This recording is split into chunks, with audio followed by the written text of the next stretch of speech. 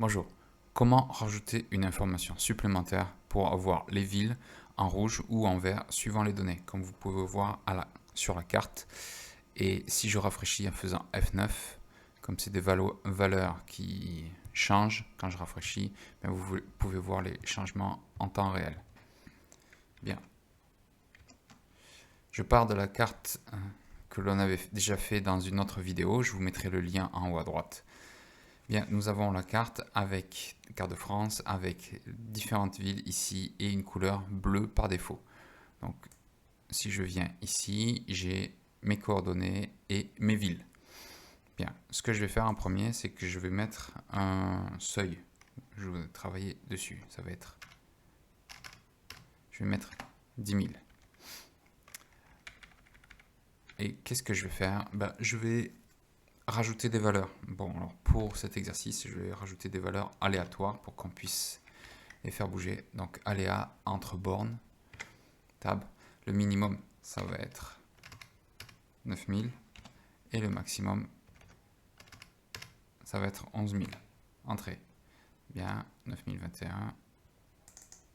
Un double clic gauche sur la poignée en bas à droite, ça me permet de faire tout glisser. Bien, maintenant, ce que je vais faire, c'est que je vais rajouter les coordonnées x1, y1, et après x2, y2. Voilà. Je vais mettre des conditions. Maintenant, ce que je vais faire, c'est que ma condition va être si pour x1, cette valeur est inférieure à mon seuil, alors je vais avoir les coordonnées. Sinon, je ne veux pas les avoir. Bien, égal si.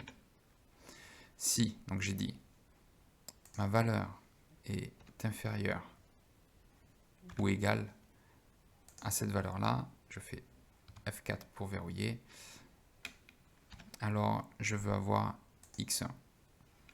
Et sinon, je vais avoir NA, la fonction NA qui me retourne une erreur. Bien, et je vais verrouiller deux choses, c'est que U2, je veux qu'il reste ici, sur cette colonne, donc je vais faire F4. Je ne veux pas que ce soit sur celui-là, je ne veux pas que ce soit sur cette ligne, mais je veux que ce soit sur la colonne, donc le dollar à côté. Voilà. Et S2, ça me va comme c'est. Très bien, oui, je vais fermer les parenthèses. Donc il me dit que la valeur est pas inférieure, c'est exact. Voilà, j'ai descendu et je peux voir que quand la valeur est inférieure à 10 000, j'ai le X. Maintenant, j'ai juste à faire ceci. Maintenant, j'ai le Y qui correspond. Très bien. Bien, qu'est-ce que je vais faire? Je copie cela et il faut que j'ajuste la formule. Donc j'ai copié cette formule-là et je l'ai mis pour x2. x2, je vais faire l'inverse. Je vais faire pour x2, pour u2, donc qui est bien celui-là, quand il est pas inférieur, mais quand il est strictement supérieur à mon seuil, ici, alors je donne u2. Non, je ne veux pas donner u2, mais je donne mon x ici. Très bien. Je fais CTRL entrée pour rester sur la cellule et je peux faire maintenant un double clic gauche sur la poignée et je vais l'étendre ici. Donc voilà. Donc on peut voir que l'on a maintenant nos coordonnées x1, y1 qui sont affichées et quand on a quelque chose d'affiché dans les coordonnées x1, y1, on a un NA dans x2, y2 et inversement. Donc on peut voir que c'est en complément. Très bien. Donc ça, c'était pour préparer mes données, pour pouvoir faire les changements. Bien, maintenant, je retourne à la carte, ici. Donc ce que je vais faire, c'est que je vais sélectionner un des points, voilà, en faisant un seul clic pour pouvoir sélectionner toute la série. Maintenant, je peux faire un clic droit, puisque j'ai vraiment bien sélectionné la série, sélection des données, et je vais changer, modifier série 1. Donc la série 1, je ne veux pas l'appeler série 1, mais je vais l'appeler inf pour inférieur. Le X, il me dit que c'est celui-là. Oui, c'était très bien avant, mais ce n'est plus ce que je veux maintenant. Donc j'efface. Je veux X1 qui se trouve ici.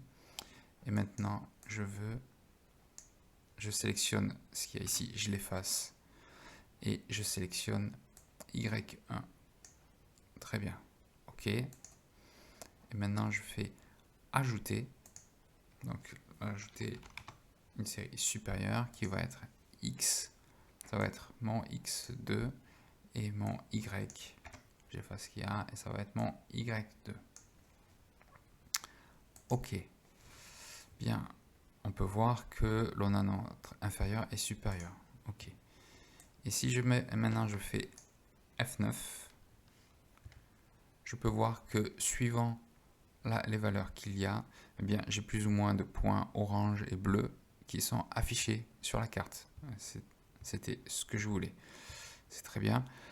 Maintenant, ce que je veux faire, c'est que je vais changer cette icône par défaut qui est un cercle pour une bulle, un peu comme un Google Maps. Bien, pour ça, c'est tout simple. Je vais créer la bulle.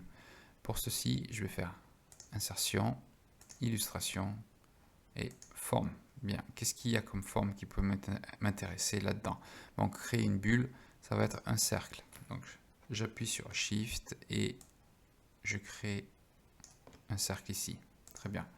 Maintenant, je vais créer une autre forme dans insertion, illustration et forme. Et je vais créer un triangle qui va se trouver à l'envers.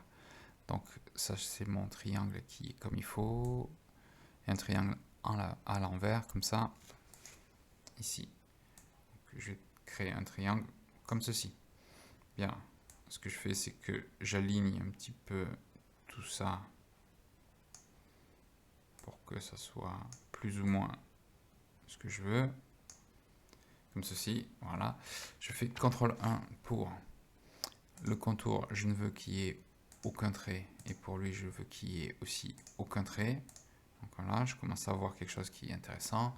Et je vais sélectionner les deux avec Shift et un clic gauche. Et maintenant, je viens dans Format de forme, Grouper, et je groupe. Bien. Ce que je vais faire, c'est que je vais diminuer un petit peu la taille parce que c'est beaucoup trop gros. Voilà, pour que ce soit petit mais sympa. Ce que je vais faire, c'est qu'il semble qu'il ne soit pas tout à fait aligné. Voilà, j'aligne. Voilà, c'est beaucoup mieux. Et je vais jouer sur la couleur. Donc, ce que je vais faire, c'est que je vais faire maintenant un remplissage. Là, je vais faire un remplissage vert, comme ceci. Et je fais CTRL-C. Et je vais dire que la série bleue, qui est ma série inférieure, je fais un clic gauche. J'ai sélectionné cette série. Vous voyez que tous les points sont sélectionnés. Et maintenant, je fais CTRL-V, tout simplement. Et maintenant, je viens ici et je vais changer la couleur en mettant du rouge, comme ceci, CTRL-C, et je vais sélectionner l'autre série supérieure sur ce point-là, voilà, et CTRL-V. Très bien. Bon, on peut voir que l'icône fait en sorte que ça soit au milieu. Donc, ce qu'il faut faire, c'est que ici, il faut sélectionner le graphique et le faire monter par rapport au reste. Donc j'ai sélectionné le bord ici et je fais monter avec la flèche pour pouvoir le recentrer à peu près là où je veux. Donc on va dire que c'est à peu près ici. Je peux effacer ceci. Et donc j'ai mes villes qui sont identifiées ici. Si je fais F9, je peux voir que suivant les valeurs, eh bien, elles apparaissent en rouge ou en vert, qui correspond à mon seuil, si elles sont supérieures ou inférieures. Et si je voulais par exemple mettre un autre seuil, elles sont toujours supérieures, eh bien, elles sont toutes en rouge. Et si je mets beaucoup plus, elles sont toutes en verte. Donc voilà une première chose. Un autre point, donc je vais remettre comme il faut pour avoir plusieurs couleurs. Un autre point, si je sélectionne la série avec un clic gauche sur le point, je fais un clic droit, ajouter des étiquettes de données. Donc je refais ça, je sélectionne les étiquettes de données, CTRL 1, je ne veux pas, je veux valeur par des cellules. Et je vais sélectionner la liste, ici, OK, et je retire valeur Y. Et je peux voir que j'ai mes valeurs, ou plutôt les noms des villes qui sont bien mises ici pour la série que j'avais sélectionnée. Donc simplement la série rouge si je veux voir. Et si je veux avoir les deux séries, eh bien je vais sélectionner l'autre série et je fais pareil, un clic droit après, ajouter des étiquettes et je fais un clic gauche sur l'étiquette et je sélectionne valeur à partir des cellules et ici je sélectionne toute la liste, OK, et je retire la valeur en Y. Et comme ça j'ai les noms. Donc je peux faire ce que j'avais fait avant, c'est vraiment mettre ici. Alors par contre attention, petit bémol, c'est-à-dire que si je le fais pour une série, ça ne sera pas fait pour l'autre série. Donc là j'ai comme ceci. Pour Brest, je fais ici. Et si je fais un F9, ben vous voyez que là la série elle a changé. Donc Strasbourg c'est resté ici. Bordeaux je le remets, je veux qu'il soit ici. Montpellier je veux qu'il soit ici. Et Marseille je veux qu'il soit ici.